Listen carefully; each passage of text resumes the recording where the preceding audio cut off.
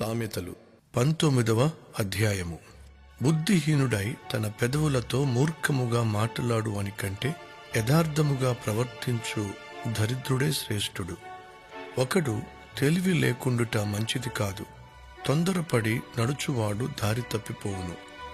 ఒకని మూర్ఖత వాని ప్రవర్తనను తారుమారు చేయును. అట్టివాడు హృదయమున యెహోవా మీద కోపించును. ధనము గలవానికి స్నేహితులు అధికముగా ఉందురు, దరిద్రుడు తన స్నేహితులను పోగొట్టుకొనును.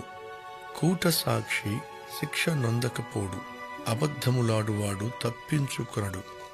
అనేకులు గొప్పవారి కటాక్షము వెతకుదురు, దాతకు అందరూ స్నేహితులే. బీదవాడు తన చుట్టములందరికీ అసహ్యుడు, అటివానికి స్నేహితులు మరి దూరస్తులగుదురు. వాడు నిరర్ధకమైన మాటలు వెంటాడువాడు. బుద్ధి సంపాదించుకునివాడు తన ప్రాణమునకు ఉపకారి, వివేచనను లక్ష్యము చేయువాడు మేలు పొందును. కూట సాక్షి శిక్ష నొందకపోడు, అబద్ధములాడువాడు నశించును. భోగముల అనుభవించుట బుద్ధిహీనునికి తగదు, రాజును నేలుట దాసునికి బొత్తిగా తగదు. ఒకని సుబుద్ధి వానికి దీర్ఘశాంతమునిచ్చును, తప్పులు క్షమించుట అట్టివానికి ఘనతనిచ్చును.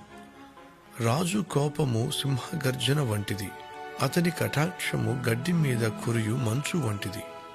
బుద్ధిహీనుడగు కుమారుడు తన తండ్రికి చేటు తెచ్చును, భార్యతోడి పోరు ఎడతెగక పడుచుండు బిందువులతో సమానము. గృహమును విత్తమును పితరులిచ్చిన స్వాస్థ్యము, సుబుద్ధి గల భార్య యెహోవా యొక్క దానము. సోమరితనము గాఢ నిద్రలో పడవేయును, సోమరివాడు పస్తు పడి ఉండును.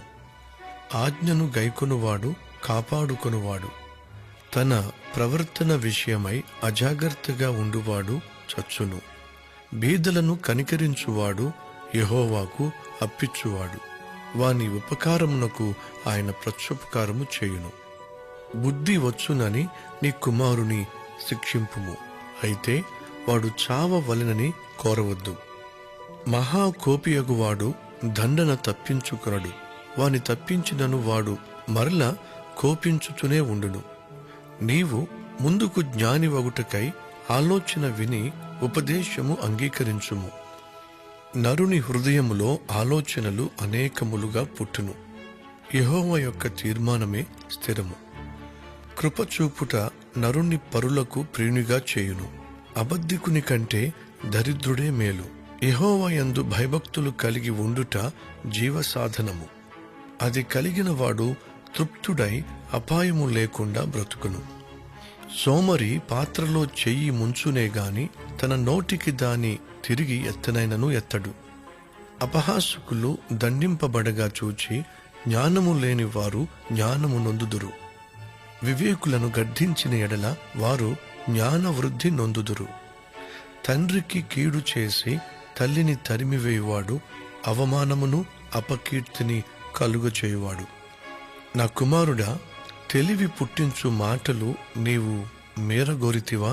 ఉపదేశము వినుట ఇక మానుకొనుము. వ్యర్థుడైన సాక్షి న్యాయమును అపహసించును, భక్తిహీనుల నోరు దోషమును జుర్రుకొనును. అపహాసకులకు తీర్పులను, బుద్ధిహీనుల వీపులకు దెబ్బలను నియమింపబడినవి.